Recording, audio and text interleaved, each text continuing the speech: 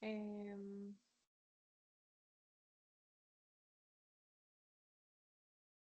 ya está. Entonces, ahora sí vamos a empezar la clase de Neumofisiología 1, que es el módulo 1.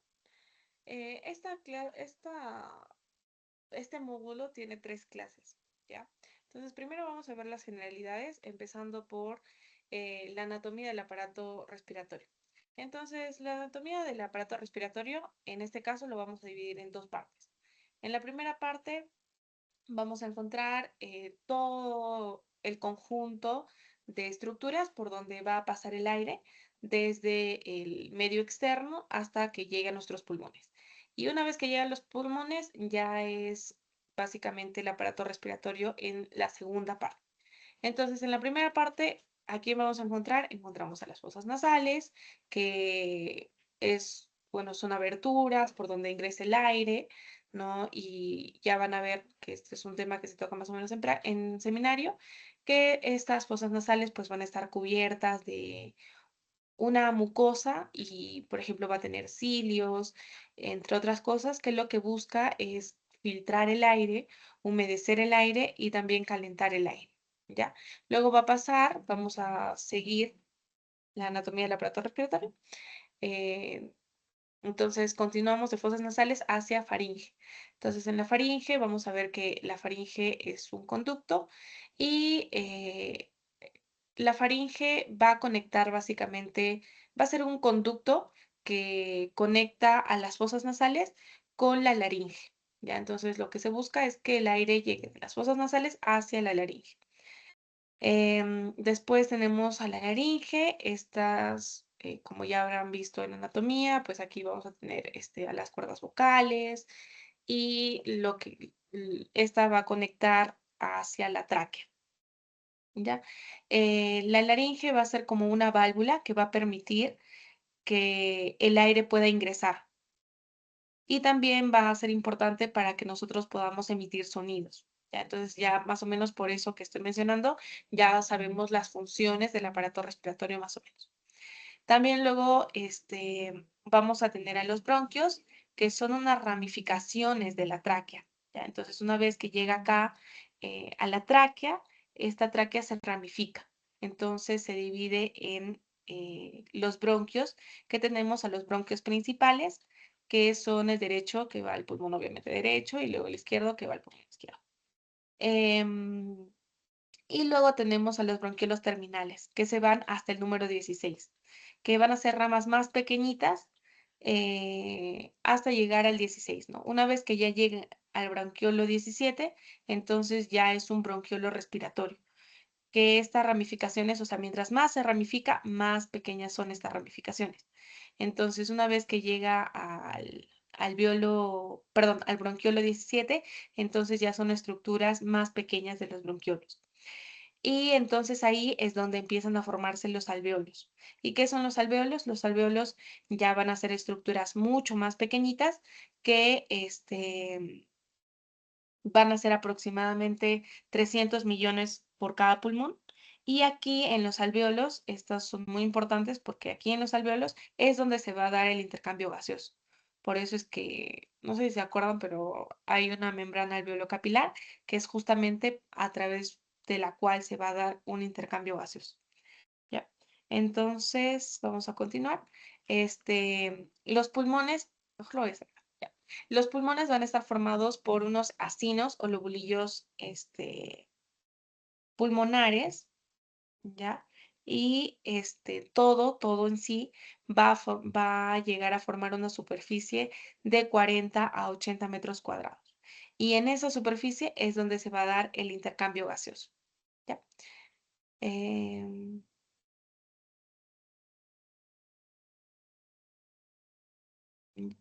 entonces, ¿hasta ahí ha quedado claro? Es más anatomía, la verdad.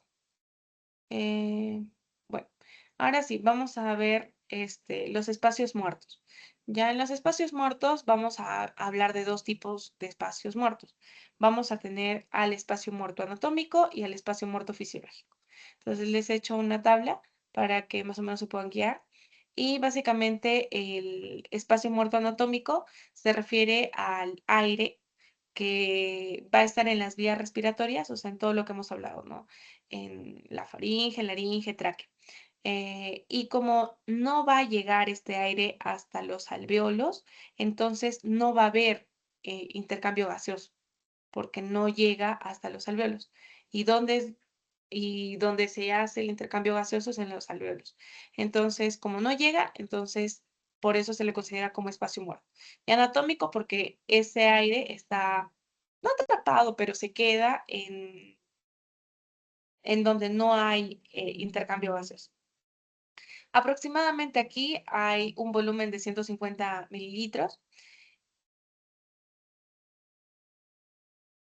¿ya? Y bueno, donde ocurre va a ser en la nariz, en la faringe, en la laringe, tráquea, bronquios y los bronquiolos hasta el 16, ¿no? Porque una vez ya llegado el 17, entonces se van a ir formando los alvéolos donde sí hay un intercambio gaseoso.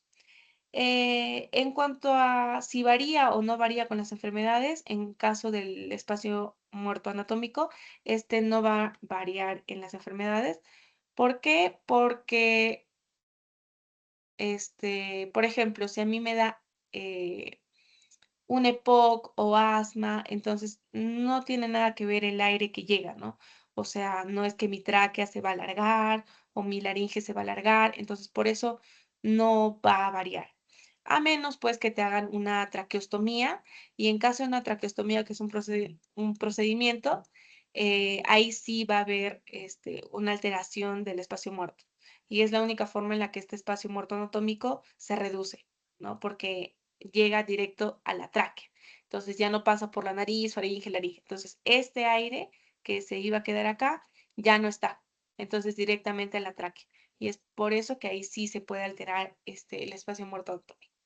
En cuanto al espacio muerto fisiológico, este se refiere al aire, nuevamente, que no participa en el intercambio gaseoso, pero también a los alvéolos, o sea, en cuanto al espacio anatómico, pero también a los alvéolos no funcionales. ¿Qué quiere decir? Que si tengo ciertos alvéolos que no están funcionando, que no están, donde no se está dando el intercambio gaseoso, entonces esos alvéolos ya no funcionan, o sea, ya no se está dando un intercambio gaseoso.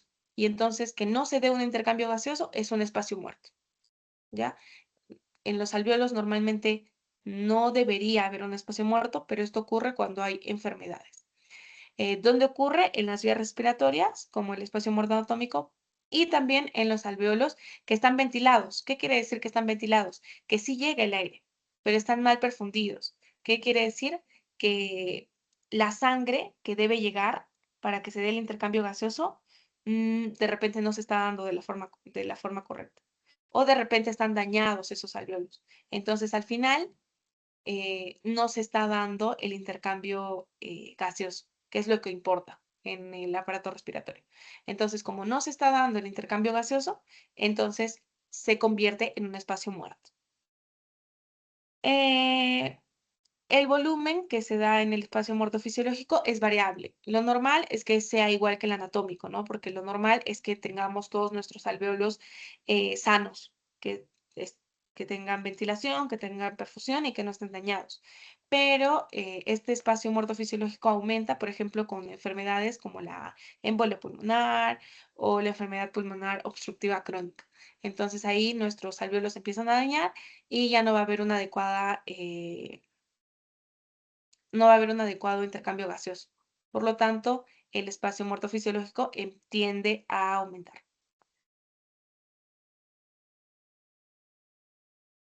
En cuanto a las funciones del aparato respiratorio, cuando vimos anatomía del aparato respiratorio, ya más o menos estábamos viendo que, por ejemplo, en el intercambio gaseoso, ¿no? Cuando llega una vez el aire pasa, ¿no? por toda la vía respiratoria alta, luego va a llegar hacia los bronquiolos,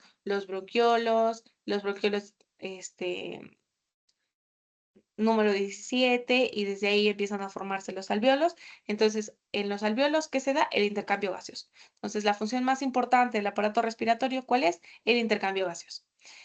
También habíamos visto que en las fosas nasales, en la nariz, lo que es, hay una mucosa con cilios, ¿no? Que buscan filtrar el aire, calentarlo y humidificar ese aire para que pueda llegar de forma adecuada hacia los pulmones. También proporcionar oxígeno para la respiración celular, porque esa es la finalidad del aparato respiratorio, ¿no? Que haya un intercambio gaseoso donde entre oxígeno hacia las células y pues se elimine el dióxido de carbono. Entonces, proporcionar oxígeno y eliminar CO2. Pero no solo eliminar CO2, sino también agua. ¿Y de qué forma eliminas agua? Lo eliminas a través de vapor de agua. También tenemos la hematosis, que es llevar el oxígeno a la sangre. Y también vamos a ver que el aparato respiratorio participa en la fonación, en el olfato y en la regulación térmica, ¿no? En la fonación, ya lo habíamos visto, el olfato también, y la regulación térmica, justamente, ¿por qué? Porque este, elimina el vapor de agua, ¿ya? Entonces, hasta ahí todo claro.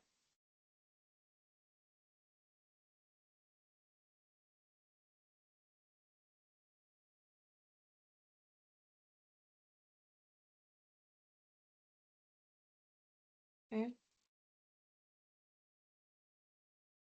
Mm, Entonces, supongo que todo está claro. Entonces, vamos a seguir con la respiración. Vamos a tener dos tipos de respiración, ¿ya? Vamos a tener la pulmonar y vamos a tener la tisular o ya a nivel tisular y después a nivel celular. Entonces vamos a ver que en el caso de la respiración pulmonar es básicamente cuando el oxígeno va a ser captado y el dióxido de carbono es eliminado, ¿no? Y esto donde se va a dar en los alvéolos, ¿no? Se capta entonces el oxígeno del aire y se elimina el dióxido de carbono que ha estado almacenado en nuestro cuerpo o que ha sido eliminado también por nuestras células. Y en cuanto a la respiración tisular, vamos a ver que, bueno, el oxígeno va a tener un intercambio gaseoso. Entonces, vamos a ver que aquí está nuestro pulmón. Entonces, primero se da la ventilación, ¿no? En la ventilación el aire ingresa. Después llega al pulmón. Entonces, en el pulmón va a ocurrir un proceso de hematosis. ¿Qué es este proceso de hematosis? Quiere decir que hay un intercambio gaseoso, ¿ya? Entre el pulmón o entre el alveolo y los capilares, pues, ¿no? O sea, los capilares, que son vasos que contienen sangre. Entonces, estos capilares primero van a tener una sangre que está desoxigenada y que tiene mayor cantidad de dióxido de carbono. Entonces, este dióxido de carbono va a salir. ¿Y qué va a ingresar? El oxígeno. Entonces, ya se dio el proceso de hematosis. Una vez que se dio este proceso de hematosis, la sangre lo que hace es llevarlo hacia el corazón.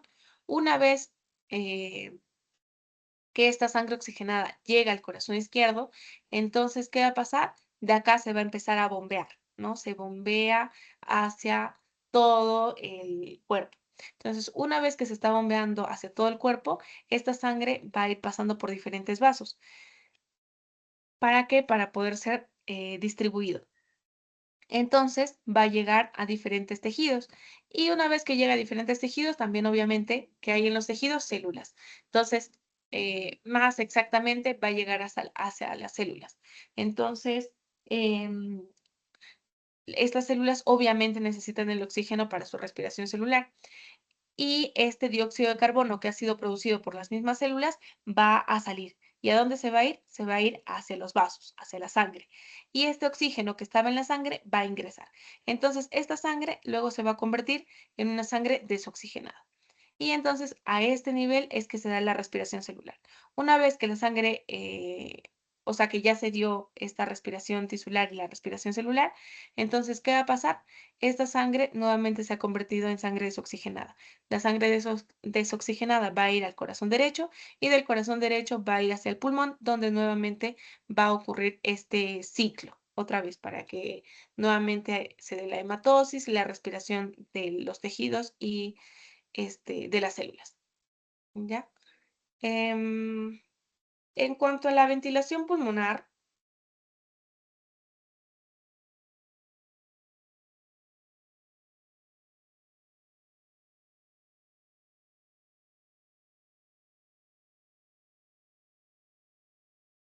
ya, entonces, en cuanto a la ventilación pulmonar, va a ser un proceso donde los gases van a ser transportados desde un medio externo hacia el pulmón, específicamente hacia los alvéolos, y viceversa. Entonces, es básicamente la inhalación y la exhalación del aire. Entonces, lo que tiene como objetivo es transportar el oxígeno hacia los alvéolos para que haya la hematosis, para que haya el intercambio gaseoso, y también una vez que se hace la hematosis, entonces ingresa el oxígeno y ¿qué va a salir? Va a salir dióxido de carbono. Entonces, el objetivo también de la ventilación pulmonar es que finalmente también se elimine el dióxido de carbono. Em, Dentro de esta ventilación pulmonar, lo que nos va a interesar va a ser el volumen tidal, ¿ya? El volumen tidal es el volumen de aire que respiramos normalmente, o sea, cuando estamos en reposo. Entonces, cuando estamos en reposo vamos a tener una, respiración normal, ¿no? Y esta es más o menos de 500 mililitros.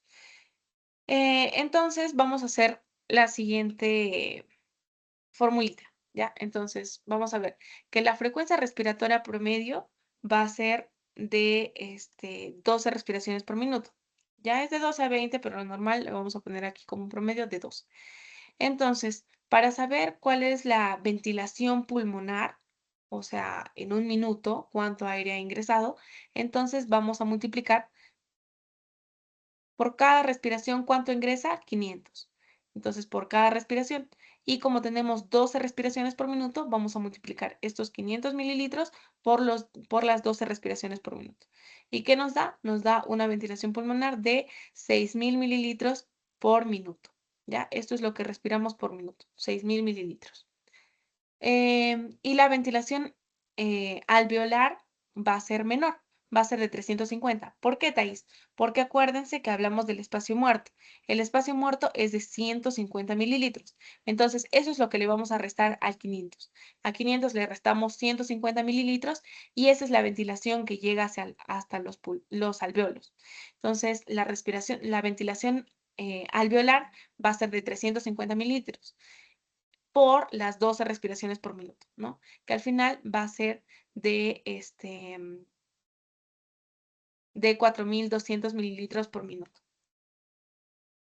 Ahora, vamos a tener una relación ventilación-perfusión, que esto lo vamos a ver más adelante, ¿ya? Pero para que más o menos ya tengan el conocimiento, es que esta relación ventilación por fusión, ¿qué quiere decir? La relación ventilación por minuto. ¿Cuánta ventilación pulmonar tenemos por Bueno, la ventilación alveolar por minuto es de 4.200 mililitros por minuto. Entonces lo vamos a poner como 4, ya redondeando, a 4 litros. Y la perfusión es la sangre, ¿no? La cantidad de sangre. Eh, ¿Cuál es el volumen sanguíneo que tenemos en nuestro cuerpo? Aproximadamente 5 litros, ¿no? Entonces, por eso la relación ventilación-perfusión aproximadamente es de 4 sobre 5, es decir, de 0,8. Esto va a ser importante en un ratito. Ahorita todavía no. Ya cuando veamos en un momento también unas patologías, entonces ahí también va a ser importante esta relación ventilación-perfusión. En cuanto a la mecánica respiratoria,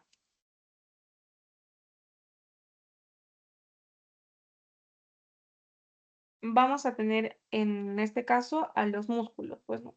Entonces vamos a tener dos procesos, la inspiración y la expiración. Lo que tienen que saber y lo que se tiene que acordar es que la inspiración es un proceso activo y como es un proceso activo, entonces va a demorar menos. ¿Qué quiere decir un proceso activo? Es cuando, bueno, la inspiración se va a dar cuando el diafragma se contrae.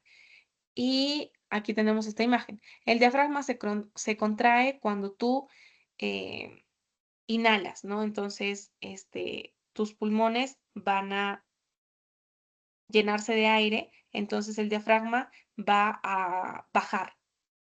Entonces, ahí es donde el diafragma se contrae. ¿Y esto por qué? Porque el diafragma está así normalmente.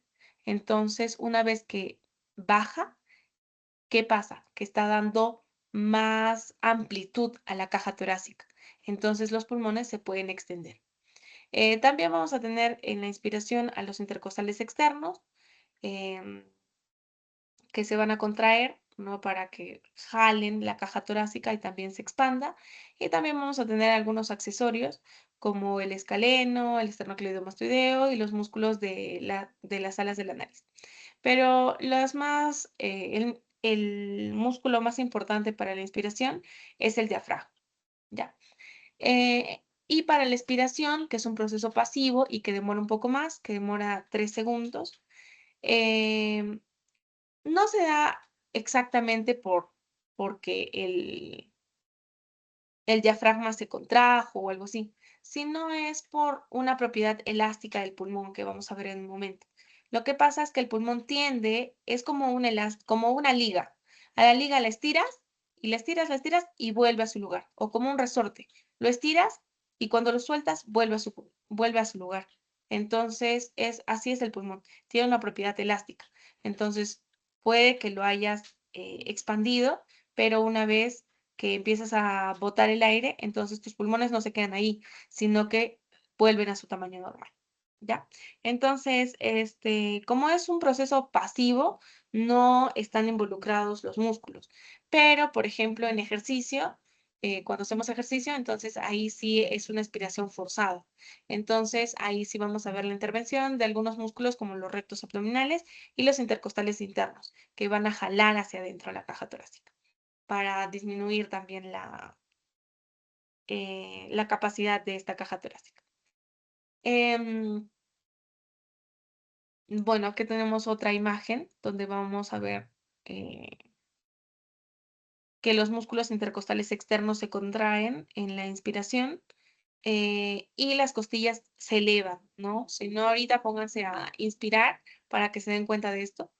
Que se elevan ¿para qué? Para dar más amplitud a la caja torácica y que así los pulmones se puedan expandir y se puedan llenar de aire, ¿ya?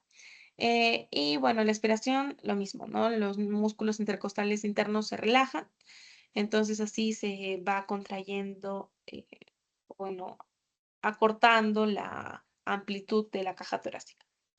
Entonces aquí las costillas bajan y el diafragma se relaja. Entonces ya saben que en la inspiración el diafragma se contrae y va hacia abajo y en la expiración el diafragma se relaja y va hacia arriba. ¿Hay alguna pregunta, chicos, hasta acá? O bueno, Roy.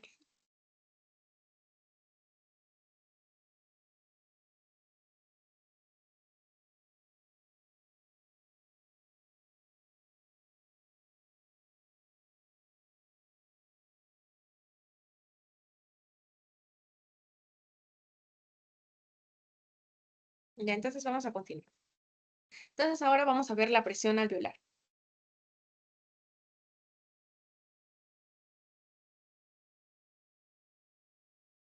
Ya vamos a ver la presión alveolar en la inspiración y en la expiración. Entonces vamos a ver que en la inspiración la presión alveolar es de -1 centímetro de agua, ¿ya? Entonces, esta presión, como es negativa, va a hacer que el aire pueda ingresar. ¿Ya? De esto acuérdense porque es probable que les pregunten en su pasito y también es probable que les pregunten en su examen. Entonces, saber la presión sobre todo el uno sí se van a acordar, pero lo importante es que se acuerden si es negativo o positivo. Entonces, acuérdense que en la inspiración es negativo. ¿Ya? Entonces, durante la inspiración, como es -1 centímetro de agua, o sea, ha disminuido la presión, entonces, ¿por qué? ¿Por qué disminuye, Thais? O sea, ¿por qué no aumenta si la caja torácica ha aumentado? Sí, lo que pasa es que la presión disminuye, ¿por qué? Porque al disminuir la presión va a facilitar que ingrese el aire a los pulmones. Entonces, esta presión negativa lo que hace es que el aire pueda ingresar a los pulmones. Entonces, en cambio, en la expiración, la presión se hace positiva. ¿Por qué? Porque quiere expulsar el aire. Entonces, la presión se vuelve de +1 centímetro, ¿ya? Entonces, en la inspiración, bueno, como les dije, entra el aire, ¿no? 500 mililitros, y en la expiración, 500 mililitros. Y para que se acuerden, la duración, ¿no? En la inspiración, nuevamente les digo, es de 2 segundos y la expiración de 3 segundos. En total, 5 segundos, ¿no? Por eso decimos y le hemos puesto en promedio que son 12 respiraciones por minuto, porque 12 por 5 pues son 60 segundos. Entonces, por minuto se dan 12 respiraciones. Em,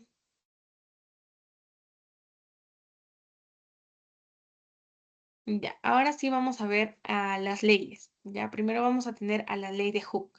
No sé si en esta clase se ven más leyes, creo que no. Ya, pero vamos a ver primero la ley de Hooke y en otros, creo que en la siguiente clase vamos a tocar las demás leyes para el aparato respiratorio. Entonces, ¿de qué nos habla la ley de Hooke? La ley de Hooke ve al pulmón como si fuera un resorte. Ya no he puesto acá una imagen, pero el pulmón es como si fuese un resorte. Entonces, según esta ley, nos dice que la fuerza, que es esta F, va a ser igual a K, que es la constante de rigidez, refiriéndose a la constante de rigidez del pulmón, multiplicado por el cambio de longitud del pulmón. ¿Ya? Entonces, llevándolo a nuestro pulmón, sería la presión que se le aplica al pulmón, va a ser igual a la rigidez pulmonar multiplicado por el cambio de volumen pulmonar, ¿ya? Porque no vas a ver obviamente cuántos centímetros se alargó el pulmón, sino lo que tú vas a ver es el cambio de volumen pulmonar, ¿no? Entonces, esa es la ley de Hooke. Entonces, cuando uno ejerce presión sobre los pulmones, se va a producir una expansión o un cambio de volumen en los pulmones, ¿no? Que serían los 500 mililitros que ingresan. Entonces ahí el pulmón que va a pasar se va a estirar. Ya eso pasaría en la inspiración. Y después, como si fuera un resorte, una vez que este volumen pulmonar se va, es decir, se expulsa por la expiración, entonces, ¿qué va a pasar? El pulmón tiende a regresar a su mismo tamaño, a su misma forma. ¿Ya? Hay algunas enfermedades que hacen que el pulmón sea menos elástico. Entonces, por ejemplo, acá he puesto una notita que dice que un pulmón sano y complaciente, es decir, un pulmón elástico, necesita poca presión para expandirse. Por ejemplo, yo no tengo asma, ni EPOC, ni embolia pulmonar, ni nada. Entonces, yo no necesito hacer tanto esfuerzo para respirar, pero las personas que tienen, por ejemplo, algún tipo de enfermedad como una fibrosis, ¿qué pasa con su pulmón? Su pulmón se vuelve rígido. Entonces, ¿qué va a pasar? Que como esta constante de rigidez pulmonar cambió, porque ya no es la normal, entonces una vez que cambió, entonces, ¿qué va a pasar? Va a pasar que la presión que necesita para que ingresen estos 500 mililitros tiene que ser mayor, ¿ya? Entonces, por eso es importante esto, porque para las personas que tienen algún tipo de fibrosis u otras enfermedades y su pulmón se ha vuelto más rígido, entonces ellos sí tienen que tener o hacer un mayor esfuerzo para poder inspirar esta cantidad de aire.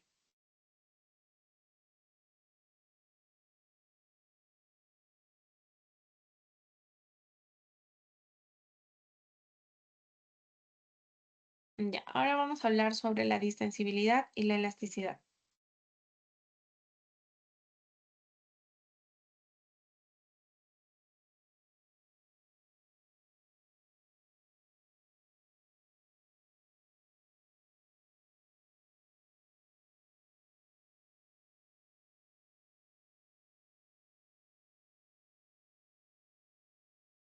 Entonces, la distensibilidad es cuánto cambia el volumen del pulmón cuando aplicas una determinada presión.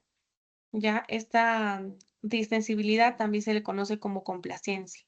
Entonces, la complacencia y la distensibilidad son iguales, pero la distensibilidad con la elasticidad son diferentes. ¿Ya? Em, la distensibilidad está determinada o se ve afectada por la elasticidad del tejido pulmonar, o sea, va a depender de la elasticidad del pulmón y también de la tensión superficial alveolar. Y en cuanto a la elasticidad, es la tendencia del pulmón a volver a su forma original, ¿no? Lo que les había mencionado, que es como un resorte. Entonces, hay pacientes que tienen una elasticidad menor, que hay más rigidez.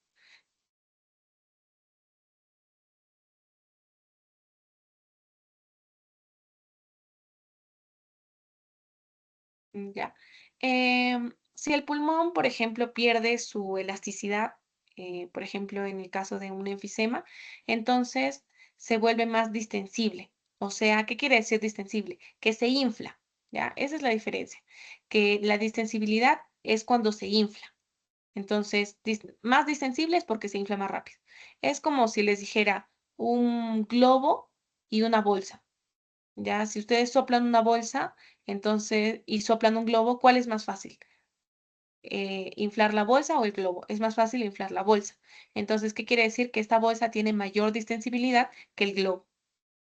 ¿Ya? Y en cuanto a la elasticidad, tiene que ver, por ejemplo, con una liga o un resorte y, y, no sé, por ejemplo, un chicle. Entonces, si tú estiras un resorte, este va a regresar a su elasticidad, perdón, a su forma normal, a su forma que tenía antes. Pero si tú estiras un chicle, entonces ya no va a regresar a su forma anterior. Entonces, ¿quién tiene más elasticidad? Tiene más elasticidad el resorte, ¿no? Entonces, esa es la diferencia entre distensibilidad y elasticidad. La elasticidad es que vuelva a su forma original. La distensibilidad es la capacidad para extenderse, en el caso del pulmón, para inflarse. Entonces, un paciente que tiene, por ejemplo, enfisema, el paciente puede inflar normal sus pulmones. De hecho, los infla bastante bien, incluso mejor que nosotros, porque sus pulmones tienen más distensibilidad, se inflan más fácilmente. Pero ¿qué pasa? Que a pesar de que tienen más distensibilidad, su elasticidad ha disminuido. Entonces, no recupera su forma normal. ¿Ya? Entonces, esa es la diferencia para que quede claro entre distensibilidad y elasticidad. En cambio, si tienes un pulmón que tiene mucha elasticidad, que por ejemplo pasa en la fibrosis pulmonar, ¿qué pasa? Que el pulmón siempre, siempre, como tiene más elasticidad, va a querer quedarse ahí, va a querer quedarse en su forma original. Entonces, ¿qué va a pasar? Se va a volver menos distensible, ¿no? Entonces te va a costar expandirlo. Por eso les decía acá, me parece. Sí, que, mm, que por ejemplo en la fibrosis vamos a tener un pulmón rígido. ¿Qué quiere decir? Que va a tener menos distensibilidad, que va a ser más difícil inflarlo, más difícil que ingrese esos 500 mililitros de aire a nuestro pulmón. ¿Ya? Entonces, ¿ha quedado clara la parte de distensibilidad y elasticidad?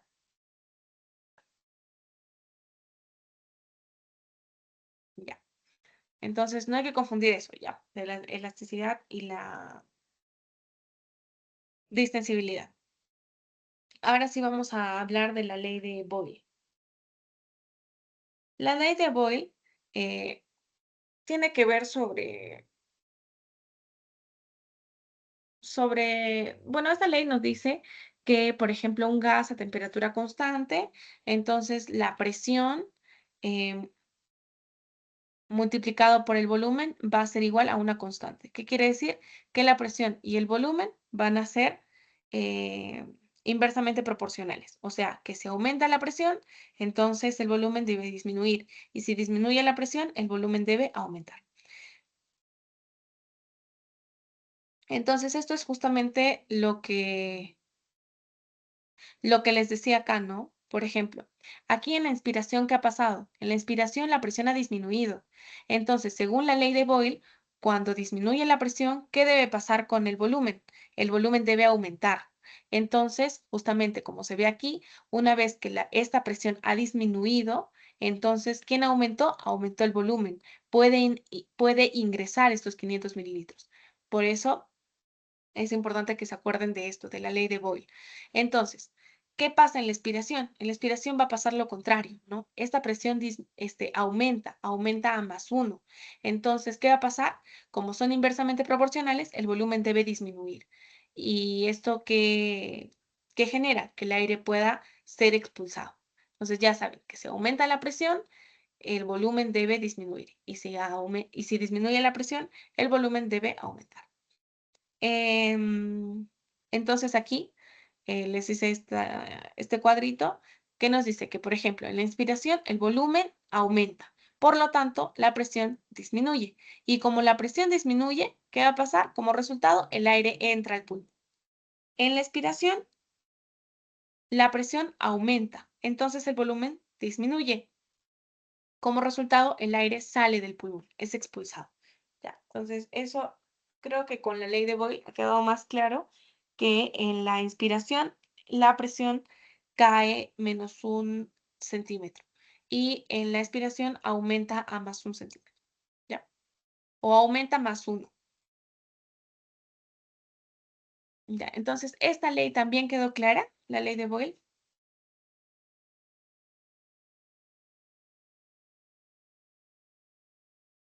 Supongo que se ha quedado claro. Bien, entonces ahora vamos a ver los volúmenes pulmonares. En cuanto a los volúmenes pulmonares, vamos a ver 4 importantes, ¿ya? Primero vamos a ver los volúmenes y después vamos a ver las capacidades.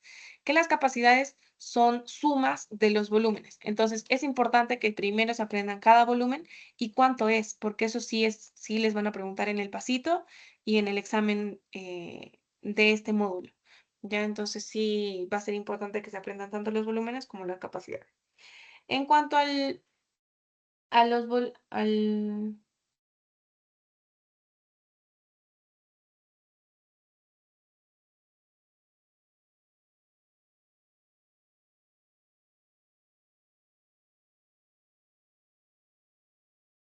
En cuanto al volumen tidal, vamos a ver que a este volumen también se le llama tidal o circulante. Es el volumen que normalmente nosotros inspiramos y expiramos en una respiración normal, una respiración en reposo. Por ejemplo, ustedes ahorita están sentados, están tranquilos, entonces están teniendo una respiración normal. Por lo tanto, el volumen que está ingresando a sus pulmones es de 500 mililitros, ¿ya? Es el volumen tidal, en una respiración normal en reposo.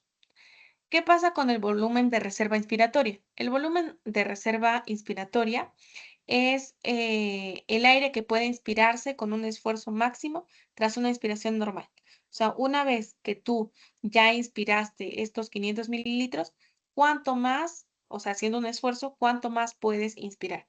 Y eso es de 3000 mililitros. Ya es el volumen de reserva inspiratoria, el BRI. Luego tenemos el volumen de reserva expiratoria. El volumen de reserva expiratoria, una vez que tú expulsaste los 500 mililitros del volumen tidal, haz una exhalación forzada y vas a ver que el volumen que se va a eliminar va a ser de 1100 mililitros, ¿ya? De 1100 mililitros. Entonces, ese es el volumen de reserva expiratoria. ¿Por qué de reserva? Porque, mire, una vez tú ya inspiraste, ¿no?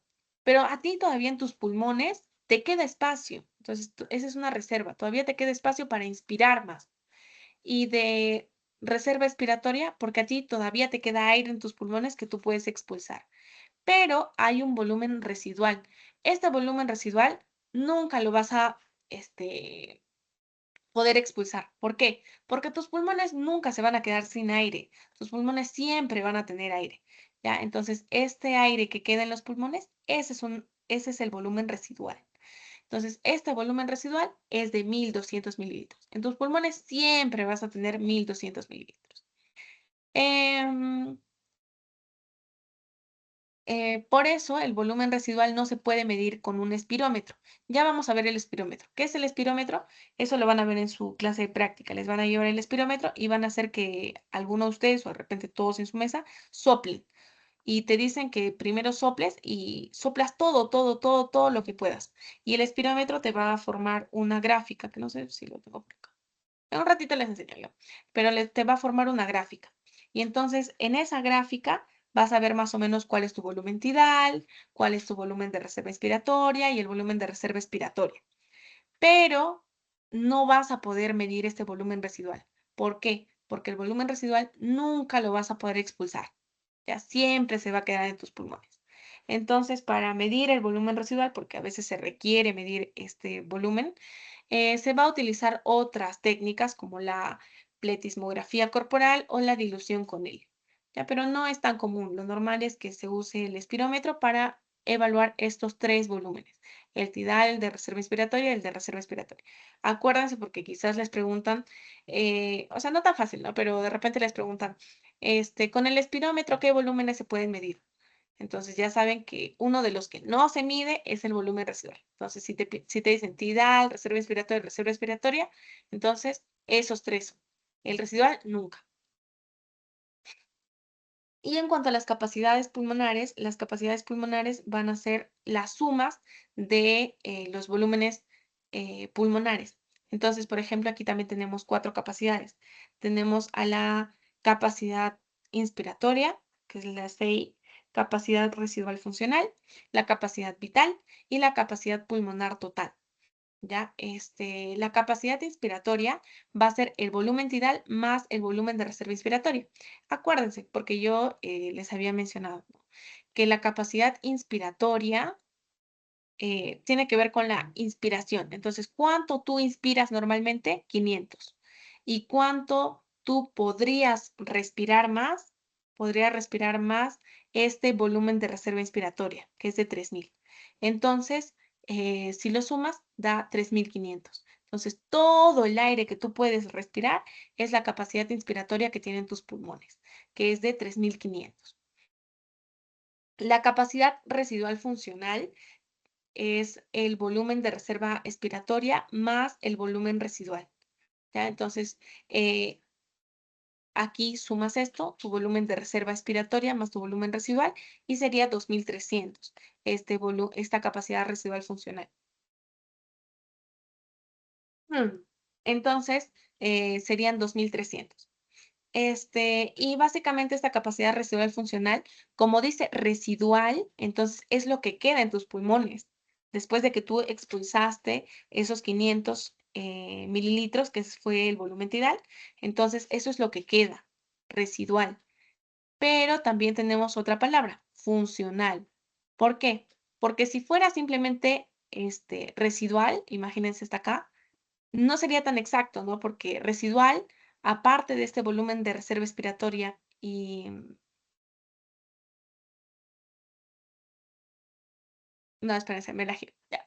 Entonces, sí, es el volumen de reserva expiratoria y el volumen residual, que sería de 2300. Entonces, es el aire que ha quedado en tus pulmones después de que expiraste normal. La capacidad vital es todo junto, pues, ¿no? El volumen tidal con tu volumen de reserva inspiratoria y el volumen de reserva expiratoria.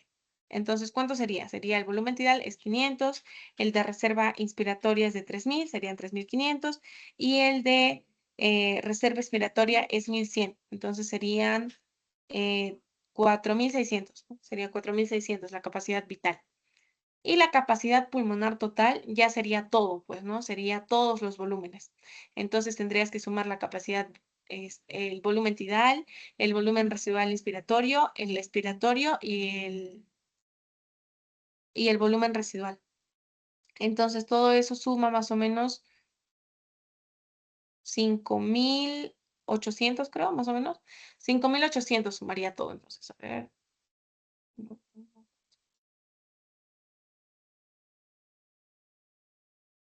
Sí, 5800 sería entonces la capacidad pulmonar total. Ya, la capacidad pulmonar total. Entonces, esto sí se lo tienen que aprender. Se tienen que aprender cuánto es cada volumen, qué significa cada capacidad y cuánto es cada capacidad. Ya, yo les sugiero que para que no se olviden, eh, súmenlo. ¿Cuánto es la capacidad, el volumen tidal, el volumen de reserva inspiratoria, y ahí van viendo cuánto es la capacidad de cada uno, ¿ya? Pero también es importante que se sepan qué significa, porque si saben qué significa, entonces van a saber qué sumar, ¿no? Entonces hasta ahí quedamos en volúmenes y en capacidades, pulmonares. Entonces, ¿hasta ahí se ha entendido? Aquí.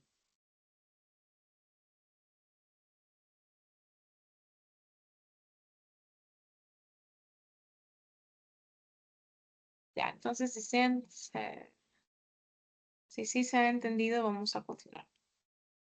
Vamos a ver ahora todo lo que tenga que ver con los exámenes para evaluar las funciones o, o la calidad de las vías respiratorias, de los músculos respiratorios, etcétera, etcétera. ¿Ya? Entonces, vamos a ver todos los exámenes funcionales respiratorios. Vamos a tener diferentes. Por ejemplo, tenemos la flujometría. La flujometría se realiza para medir el flujo respiratorio pico, que es con un dispositivo sencillo, te tapan la nariz, tú puedes soplar y ahí van a ver cuánto es tu flujo respiratorio pico. Entonces, aquí, por ejemplo, va a ser importante porque va a evaluar cuán severo es, bueno, son las enfermedades como el asma o el EPOC, ¿no? En qué grado estás, o para saber también qué tratamiento necesitas. También se evalúa para pacientes que ya una vez que ya sabes qué severidad tienen, si tienen EPOC, si tienen asma, obviamente se le ha dado tratamiento. Entonces, esto va a servir para saber si es que el tratamiento está funcionando o no está funcionando. Este, mm, y esta flujometría también es importante porque detecta deterioros que tal vez no son tan sencillos de ver, ¿no? Entonces,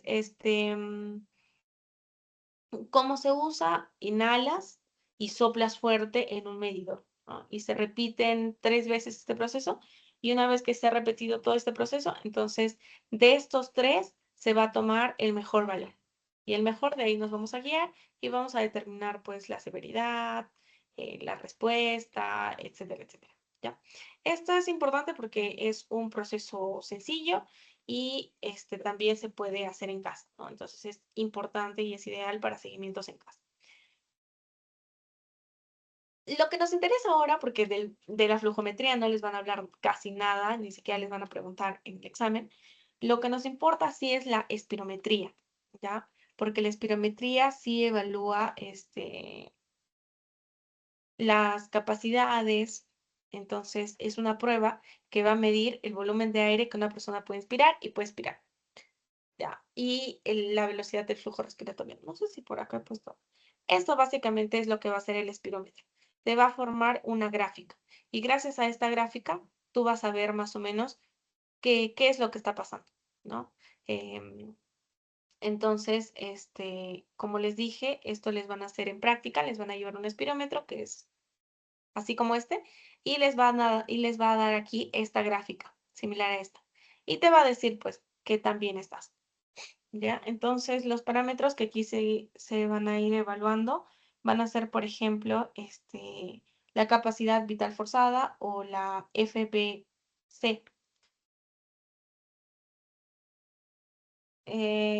Se va a medir también el volumen expiratorio forzado al un segundo y la capacidad vital ideal. Entonces, la capacidad vital forzada es el volumen total que nosotros expiramos, pero como dice, o sea, es la capacidad vital, ¿no? Lo que expiramos. Pero como es forzado, es todo lo que vamos a expirar con un esfuerzo, hasta que ya no te quede aire que tú sientas que puedas expirar más. Luego tenemos el volumen expiratorio forzado a un segundo, y es el volumen que expulsamos en el primer segundo. Luego tenemos la capacidad vital ideal. Lo voy a hacer más grande para que se pueda ver bien. Unas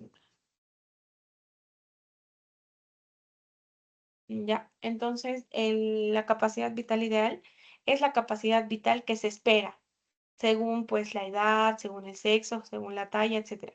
Porque obviamente, según estos parámetros, la capacidad vital va a ir cambiando. Entonces, según estos parámetros, se evalúa cuál sería la capacidad vital ideal. Por eso, cuando ustedes estén haciendo este espirómetro, te pide, por ejemplo, que coloques cuántos años tienes, cuánto mides, cuánto pesas, y con eso más o menos evalúan cuánto es la capacidad vital ideal, ¿ya? Y gracias a esta espirometría se va a evaluar dos relaciones. La relación de la capacidad vital forzada sobre la capacidad vital ideal y la relación del volumen expiratorio esforzado al primer segundo sobre la capacidad vital forzada. Y entonces estos te van a salir con un valor. Entonces lo normal es que, por ejemplo, la primera relación sea mayor o igual al 75%, igual que la segunda relación. Entonces, ¿qué va a pasar si esta primera relación es menor que 75%? Entonces quiere decir que hay un patrón restrictivo. ¿Y qué quiere decir que es un patrón restrictivo? ¿Sabes qué significa? Quiere decir que el pulmón no se está expandiendo de forma adecuada. Y como no se está expandiendo de forma adecuada, entonces la capacidad vital ideal en esta ha disminuido. Entonces, eso es porque no se está expandiendo, ¿no? No se está expandiendo el pulmón. Entonces, por eso es un patrón restrictivo. Pero, ¿qué pasa con la segunda, Thais? Cuando estoy relacionando la, el volumen expiratorio forzado al primer segundo y la capacidad vital forzada. Si es menor del 75%, entonces ya no estás frente a un patrón restrictivo, estás frente a un patrón obstructivo. ¿Qué pasa? Que el aire sale lento. ¿Por qué? Porque hay alguna obstrucción de vías aéreas. Entonces, aquí más o menos podemos ver que como hay una obstrucción, entonces el aire está saliendo más lentito, ¿no? Porque hay una obstrucción, por eso es un patrón obstructivo, porque está habiendo problemas también para que el pulmón regrese a su forma normal. Entonces ya vamos recordando que la forma normal del pulmón, para que el aire se pueda salir y todo eso, tiene que ver con la elasticidad. ¿Ya? Y en cuanto al patrón restrictivo, el pulmón no se está expandiendo. Entonces, estamos frente a un problema de ¿qué? De distensibilidad, ¿no? Para recordar esos términos más o menos. Repetición espacial. Ya. Entonces, cuando decimos que un paciente, por ejemplo, debería hacerse una prueba de espirometría, cuando, por ejemplo, tiene tos, tiene disnea, tiene sibilancias, etcétera. Entonces, se le recomienda que vaya pues, a hacerse su espirometría. También cuando hay enfermedades sistémicas que podrían llevar a tener un compromiso pulmonar. O si es que el pulmón podría estar comprometido, entonces dependiendo de las enfermedades, entonces está bien. Por ejemplo, si un paciente tiene diabetes, su pulmón no es precisamente el que se va a ver afectado, ¿no? Entonces, un paciente con diabetes no tendrías por qué mandarlo a espirometría. Pero, por ejemplo, acá les he puesto este ejemplo de enfermedades reumatológicas, entonces sí podría comprometer al pulmón. Entonces, ahí también se manda que se haga una espirometría. Pacientes de riesgo, por ejemplo, los que son fumadores, los que son drogadictos o están expuestos a humo de leña, también se le manda espirometría. Sobre todo, obviamente, estos pacientes no es que vengan, ¿no? Y te digan, considero que me debe hacer una espirometría, sino que ellos ya vienen con un problema porque se sienten mal o algo así. Entonces, si es que hay una sospecha de que fuma, de que son drogadictos, porque a veces no te lo pueden decir, o si te dicen que efectivamente fuman, em, entonces sí se les manda a que se haga una espirometría. De hecho, en el Perú, lo van a ver en epidemiología, los o sea, hay más casos de cáncer de pulmón, no tanto por fumar, sino por el humo de leña. Entonces, en el Perú sí se ha visto que hay mayor cantidad de casos de cáncer de pulmón por exposición al humo de leña. Em, También para una evaluación preoperatoria es como de proceso que se haga, pues, ¿no? Una espirometría. Atelectasia, cuando hay sospecha de colapso pulmonar, ya sea parcial o total, también espirometría. Eh, Trasplante de pulmón para evaluar la función, la evaluación médico-legal para confirmar si es que hay algún daño pulmonar, respuesta terapéutica, ¿no? Para evaluar la eficacia del tratamiento y para estudios epidemiológicos, que bueno, eso ya más o menos léanlo para que se acuerden. Yo la verdad que les voy a pasar mi examen, pero creo que eso no pregunto. Pero igual, ¿no? O sea, de repente les preguntan, ¿un paciente con tos debería hacerse una espirometría? Ya. ¿Un paciente con enfermedad reumatológica debería hacerse una espirometría? Entonces ya saben qué responder. En cuanto a las contraindicaciones, eso sí les pueden preguntar, porque creo que eso sí me preguntaron. Entonces, en las contraindicaciones, ¿cuándo no vas a, nunca, nunca, nunca, recomendar una espirometría? Por ejemplo, cuando hay un neumotórax o un neumomediastino o hay hemoptisis, si es que hay vómitos, si es que hay aneurisma, un infarto reciente que sea menor a 3 meses, si es que hay un embarazo avanzado o complicado, si es que el paciente tiene tuberculosis o tiene influenza, si es que tiene alguna sonda o algún drenaje torácico, o si es que el paciente te dice que no se quiere hacer espirometría. En esos casos, entonces, nunca se le debe hacer una espirometría al paciente. ¿En qué casos podría ser que hagas una espirometría? Cuando hay una traqueostomía, o sea, no es que nunca, nunca le voy a hacer a un paciente que tiene traqueostomía. Se le puede hacer, por eso es una contraindicación relativa. También cuando, por ejemplo, hay ausencia de piezas dentales, porque no tienes que morder el tubito para que pueda soplar y que se pueda ver la espirometría, ¿no? Entonces, también, o sea, si es que le falta algún diente o algo así, entonces normal, igual le puedes hacer la espirometría. Si hay una hemiparesia facial, va a tener dificultades, pero no es que nunca le vas a hacer una espirometría. También, cuando hay náuseas o fiebre y, falta de comprensión, o sea, le podrías explicar al paciente y decirle esto es lo que se va a hacer, no es un procedimiento invasivo, entonces le podrías explicar y si ya pues el paciente se niega y te dice que no quiere hacerse ese procedimiento, entonces ahí sí ya se convertiría en una contraindicación absoluta. Ahora sí vamos a ver a los tipos de espirómetro, vamos a tener dos tipos, tenemos al que tiene desplazamiento de volumen, que esto no lo vamos a ver, ya esto creo que muestran un video en práctica de cómo hacer y todo eso, pero no tenemos en la universidad. Los que sí tenemos son estos, sensibles al flujo, que son más modernos, te dan todo esto para que tú lo evalúes y todo, e incluso te dice que, por ejemplo, eh, o sea, tú ni siquiera tienes que evaluar si es que este gráfico está bien o si le tomas otra vez, sino que el mismo aparato te dice, hazlo otra vez porque no se hizo de la forma adecuada, ¿ya? Entonces, este es el que van a utilizar. Y estas son dos cositas que deben recordar para su examen. De repente les preguntan, ¿qué capacidad tienen los pulmones como máximo? Ya saben que es de 6 a 7 mililitros. Ya, eso ya lo habíamos visto por las respiraciones por minuto, ya saben. 500 por 2. ¿Y cómo se llama la capacidad de aire que queda dentro de una persona al final de una aspiración normal? Es la capacidad residual funcional. Ya, eso es lo que queda después de una aspiración normal. Después de una aspiración forzada sería la capacidad residual, ¿no? Que sería ya los últimos, el volumen que le dije. Ay, perdón, no. Aquí, aquí preguntan sobre la capacidad, no sobre el volumen. Entonces, acuérdense que la capacidad que queda después de que una persona expira es la capacidad vital funcional. Y acuérdense que el volumen que no se puede medir con este espirómetro es el volumen residual, ¿ya? Que es el que queda. O sea, no es residual funcional, sino es volumen residual nada más. Em,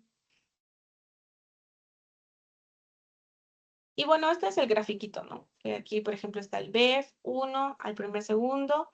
Acá está el FIF al 75%, al 70%, al 25%. Ya, entonces, este gráfico no les van a dar ni en práctica ni en teoría para que ustedes lo evalúen y vean si es que el paciente está bien o está mal, sino lo que les van a decir es, por ejemplo, te pueden dar la capacidad vital forzada y la capacidad vital ideal y te pueden decir, la relación de esto es 60%. Entonces ya sabes que sería un patrón restrictivo. Entonces de repente te preguntan, ¿qué es? ¿Sería un patrón restrictivo, un patrón obstructivo, un patrón, etcétera, un patrón mixto, etcétera? Entonces ustedes ya saben que sería un patrón restrictivo. Por eso les digo que esta parte sí o sí se la tienen que aprender sobre la espirometría. ¿Ya? Y bueno, los principales parámetros ya estamos casi terminando ya. Los principales parámetros de espirométricos vamos a tener esta capacidad vital forzada sobre, ¿está bien? Ya. La capacidad vital forzada sobre la capacidad, la FVC sobre CVF. Entonces, esta es el máximo volumen de aire expirado con esfuerzo máximo. O sea, cuando tú inspiras, te van a pedir, ya, inspira todo lo que puedas, todo lo que puedas. Así te van a decir cuando les toca la prueba de espirometría. Y ahora expulsa todo lo que puedas.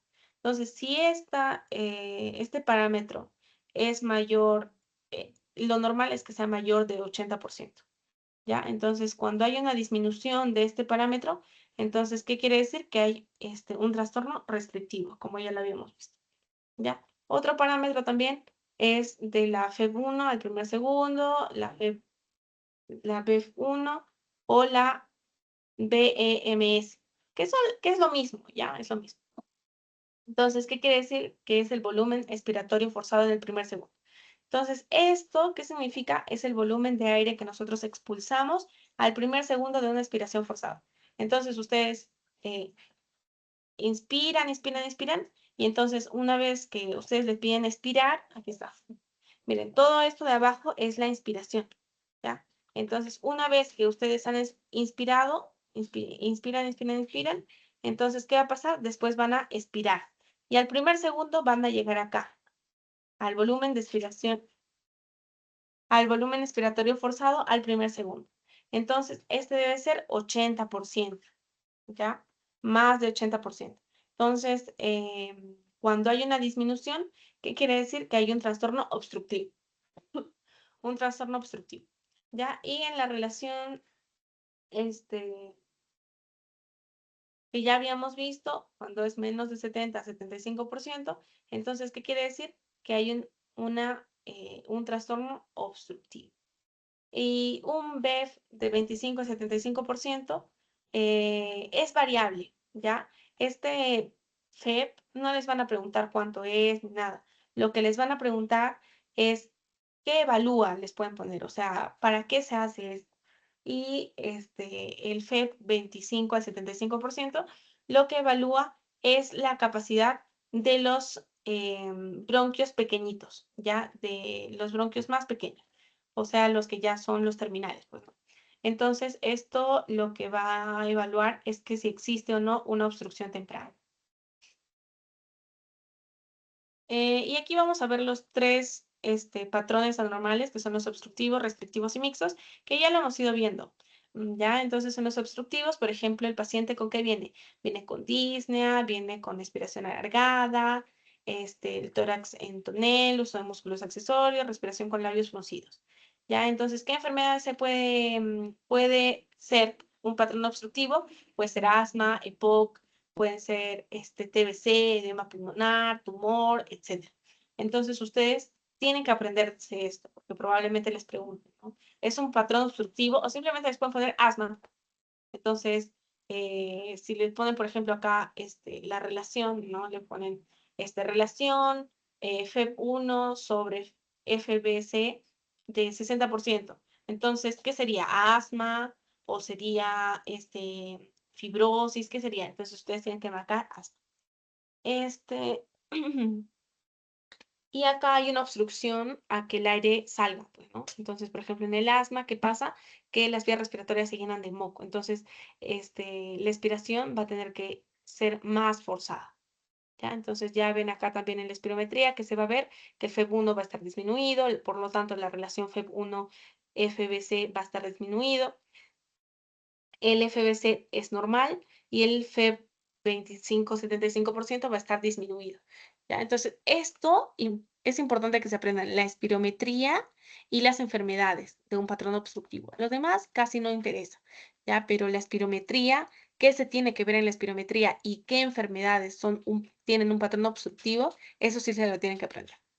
En el restrictivo, ¿qué se tiene que aprender? Lo mismo, la espirometría. El FBC va a estar disminuido, este FEP al primer segundo va a estar normal o un tanto disminuido, y la relación puede ser normal o aumentada. ¿Por qué puede ser normal o aumentada? Porque este FEP1 y este FBC van a estar, puede ser que los dos disminuyan. Entonces, si los dos disminuyen lo mismo, entonces, ¿qué va a pasar con la relación? Cuando lo divides, va a estar normal, ¿no? Porque los dos han disminuido. O puede estar aumentada. ¿Por qué? Porque el FEP1 puede ser que haya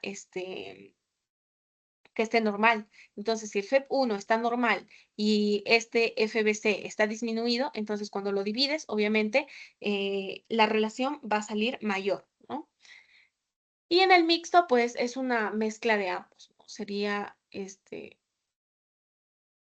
vamos a ver que hay un FBC disminuido, el FEP al primer segundo va a estar disminuido y la relación también va a estar disminuida, porque como los dos disminuyen, entonces la relación también disminuye. Y esto lo vamos a ver, por ejemplo, en casos de POC muy avanzado, ¿ya? Entonces ahí hay una combinación de patrón anormal obstructivo y restrictivo. Y bueno, antes de terminar, vamos a ver la pletismografía corporal, que esta en realidad, tampoco les van a hablar mucho, es igual que la flujometría.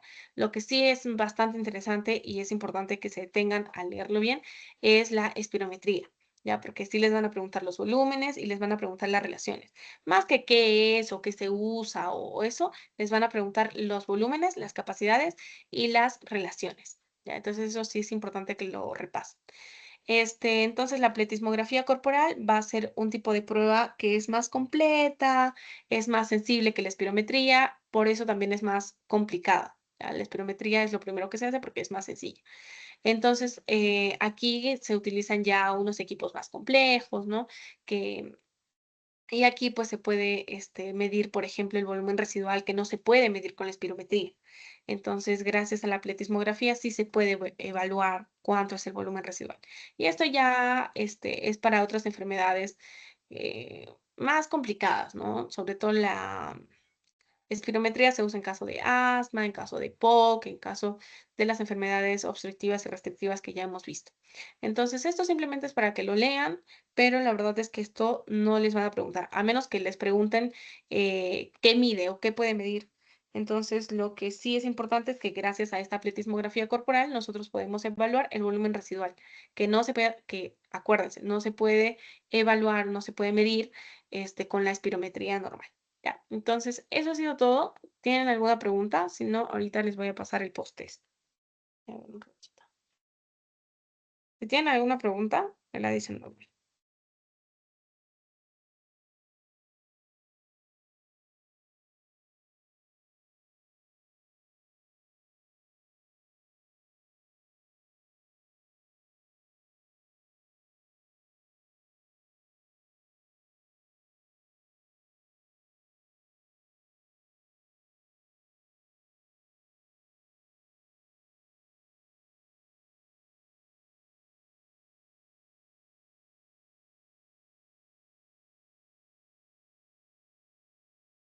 Ya, entonces ahí está el post-test y con esto ya habremos,